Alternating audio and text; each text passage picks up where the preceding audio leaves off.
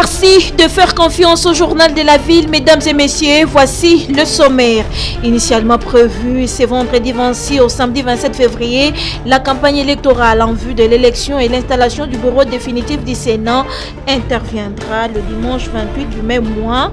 Le bureau d'âge vient d'annoncer ses reports suite à la demande du comité accompagnant le président de la République dans ses lourdes charges de président de l'Union africaine. Les consultations lancées par le Premier ministre, chef du gouvernement, se poursuivent. La taille du prochain gouvernement sera réduite de l'ordre de 30%. La compétence, l'expérience et la probité morale doivent caractériser ses membres, a tenu à préciser le Premier ministre aux différents représentants des partis politiques reçus ce jeudi 25 février. Coronavirus en République démocratique du Congo. Une fausse rumeur sur la vaccination a fait fuir les élèves de Lubumbashi et Bukavu ce jeudi 25 février dans des écoles. La nouvelle qui s'est vue répandue a poussé les autorités éducationnelles de faire une démentie. C'est tout pour les sommaires. Mesdames et messieurs, encore une fois, bienvenue dans ce journal.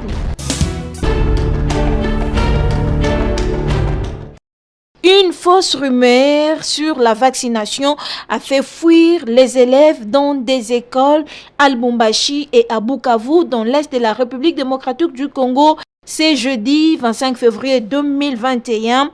Le déroulement des cours a été sérieusement perturbé. La nouvelle s'est répandue et la psychose s'est installée. Les parents ont très vite accouru pour récupérer leurs enfants dans des écoles. Certains ont même séché leurs services pour mettre les enfants à l'abri du supposé vaccin inconnu. Une situation du tout inquiétante car les écoles ont cédé à la pression des parents. Les chefs d'établissement ont carrément libéré les élèves. Face à la cacophonie, certains enfants sont restés introuvables. Et pour calmer la situation, les autorités éducationnelles démentent cette rumeur sur une quelconque vaccination dans les écoles et appellent les parents d'envoyer leurs enfants à l'école car il n'y a pas vaccination des élèves pour le moment.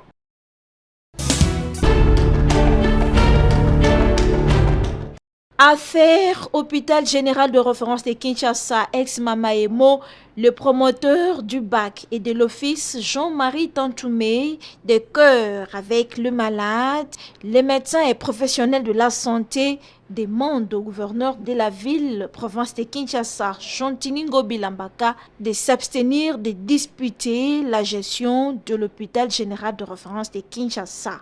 Devant la mort de plusieurs Congolais, sacrifiés sur l'autel des intérêts égocentriques des dirigeants politiques, le BAC et l'office ne peuvent plus se taire. C'est pourquoi nous invitons le gouverneur de Kinshasa à s'abstenir de se disputer la gestion de l'hôpital de référence de Kinshasa. Hôpital qui n'est de référence que de nom. Qu'il puisse d'abord mettre la propriété au sein de cet hôpital, s'occuper d'une bonne gestion de ceux qui sont là, d'une bonne rémunération des médecins, des infirmiers et des travailleurs.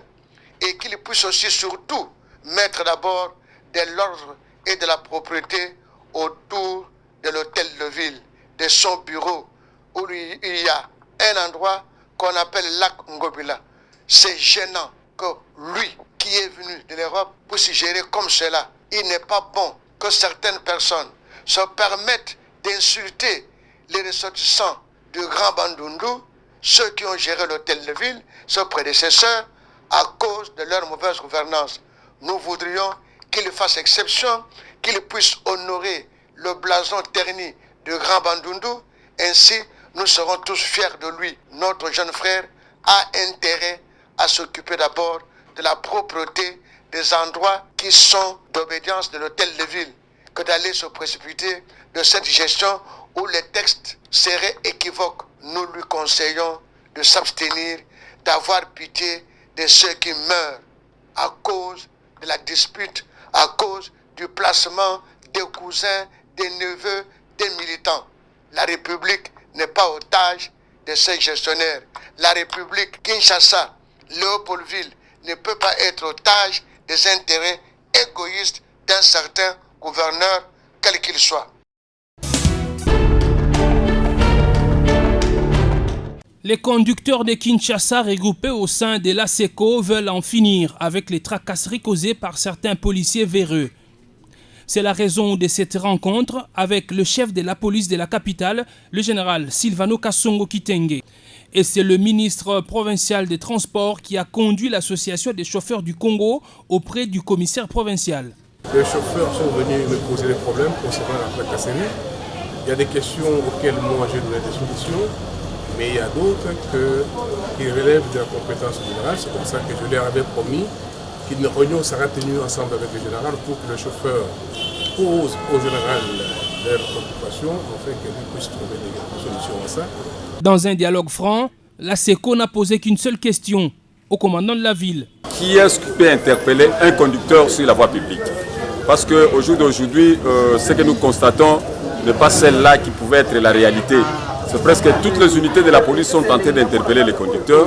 Et la réponse de Silvano Kasongo a été précise. L'unité qui doit contrôler les chauffeurs, c'est la PCR, c'est la police de circulation routière. Il n'y a pas une autre unité. Mais en cas d'accident, n'importe quelle unité peut intervenir et amener le dossier à la PCR. Mais il y a des fois, nous envoyons d'autres unités appuyer la PCR, en appui. La PCR, là où il y a des embouteillages, nous envoyons d'autres unités pour réguler la circulation. Mais j'ai donné l'ordre à toutes les unités. Si vous voyez un véhicule qui entre dans le sens contraire, là, il faut intervenir. Il ne faut pas seulement attendre la PCR, mais il y a aussi un problème. Nous savons qu'il y a la tracasserie, il y a des agents civiques, des voyous qui se comportent de la sorte. Mais le rôle d'un chauffeur, d'abord, c'est de respecter la loi. De respecter l'agent qualifié. Quand l'agent qualifié t'interpelle, il faut respecter. Il fait le contrôle, tu lui donnes le document. Il ne faut pas commencer à se disputer avec lui. Nous avons échangé et ils sont conscients que dorénavant, si l'agent interpelle, le chauffeur doit s'exécuter. Côté de la police, nous avons mis d'autres méthodes que nous allons appliquer bientôt. Vous verrez, vous allez nous appuyer précisément sur le terrain. Il y a des roulages qui sont arrêtés, on va arrêter d'autres. Il y a des noms qui sont cités par-ci par-là. Je crois que ces gens-là, on va les mettre hors de nuit. Selon le ministre provincial des Transports, dans plus ou moins 2 semaines, le contrôle technique sera lancé sur tous les véhicules roulants à Kinshasa.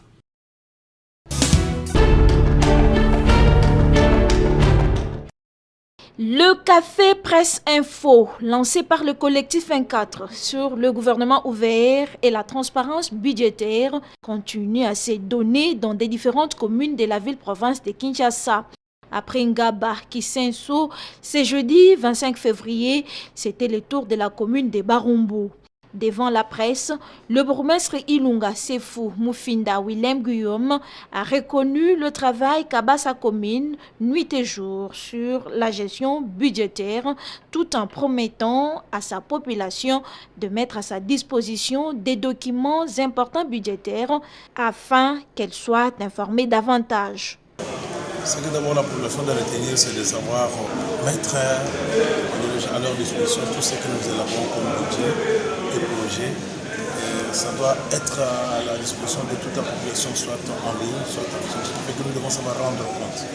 Le plus important, c'est de ne pas jouer à la cachotterie, c'est de mettre que la population participe et tenir compte aussi des réalités pour arriver à développer sa gestion. Si nous arrivons à comprendre la démarche du collectif 24, le Congo va se développer. Nous allons sortir du sommeil profond. Nous pensons que c'est recroqueviller dans soi-même, c'est ça le développement. Non, le développement, il faut s'ouvrir au monde. Une ouverture saluée par le collectif 24 qui se réjouit de voir son combat gouvernement ouvert et la transparence prise en compte par les bourgmestres.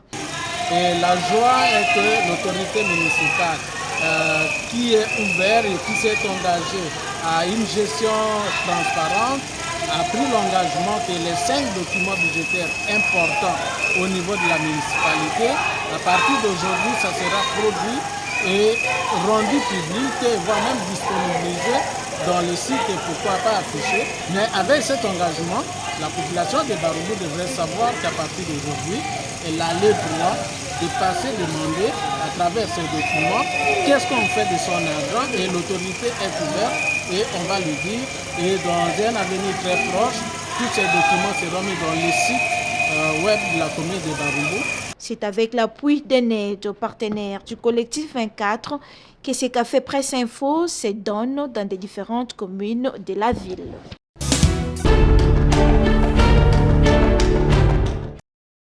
Les agents et cadres du développement rural écartés par le ministre sortant Guy Mikoulou dans ses arrêtés signés dernièrement étaient ce mercredi 23 février 2021 à la primature pour demander l'annulation pure et simple de ces arrêtés qu'ils qualifient d'irréguliers. Paul Yapai Makengo, président de l'intersyndicale du développement rural, explique. La primature nous avait invités depuis hier, suite à la lettre que le ministre sortant Guy Mikoulou a écrit au niveau de la primature, soit disant qu'il avait pris les arrêtés d'une façon régulière, il n'y avait pas des omis, il n'y avait pas de rétrogrades dans ces arrêtés, et il a expliqué au Premier ministre. Quand le Premier ministre a lu la lettre avec l'ensemble de son cabinet, ils ont voulu prendre le son de cloche de l'administration du développement rural, comme j'avais dit, du secrétaire général, des deux directeurs de la direction et au finish, nous les syndicats qui avaient déclenché la situation de la grève ou des dénonciations. C'était également pour les agents et cadres du développement rural de porter des précisions et éclaircissements sur la lettre écrite et déposée à la primature par le ministre sortant Guy Mikoulou sur ces dossiers des omis. Nous venons d'expliquer la lanterne de ces arrêtés auprès des autorités en énumérant toutes les irrégularités que nous avions pu constater dans les arrêtés signés par le ministre du Développement rural. Entre autres, les nouveaux engagés, rétrogrades des agents et les omissions des agents qui ont commencé les deux services jusqu'à ce jour. Et les deux décrets disent que les agents de ces deux offices doivent être versés sans condition sine qua non dans ces offices. Lui, les agents matriculés, il les a écartés sur ces arrêtés et les affectés en province à sa volonté. Nous avons éclairé la lanterne de la primature pour dire, tel qu'il est entré, il a signé ces arrêtés en erreur. Il voulait aussi induire le Premier ministre dans sa correspondance en erreur. Soyez souples, voilà la décision que vous avez. Nous, les syndicats, nous n'avons rien à demander auprès de vous. C'est pire et simple, l'annulation de ces arrêtés. Les agents et cadres du développement rural donnent 62 heures au gouvernement congolais pour l'annulation de ces arrêtés, faute de quoi ils vont sécher les bureaux et entamer des actions de grande envergure.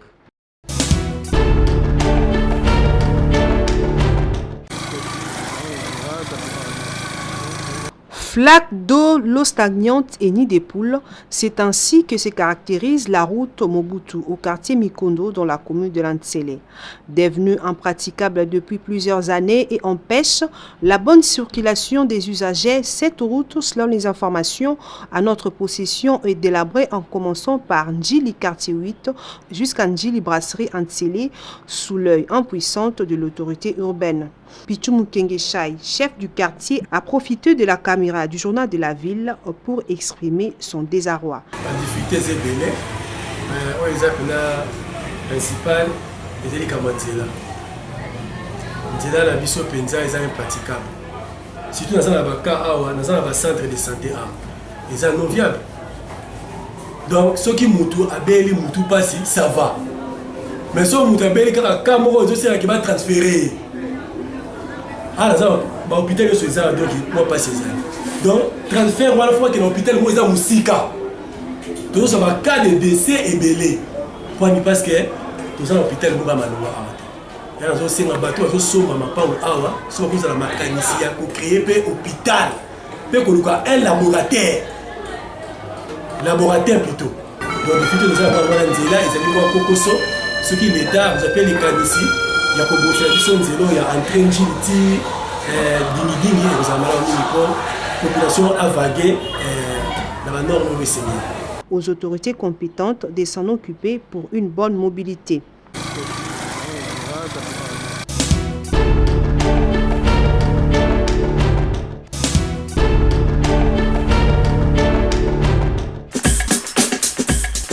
C'est par ici que nous mettons point final à ce journal de la ville. Mesdames et messieurs, merci de nous avoir suivis. Le prochain rendez-vous est fixé pour ce vendredi.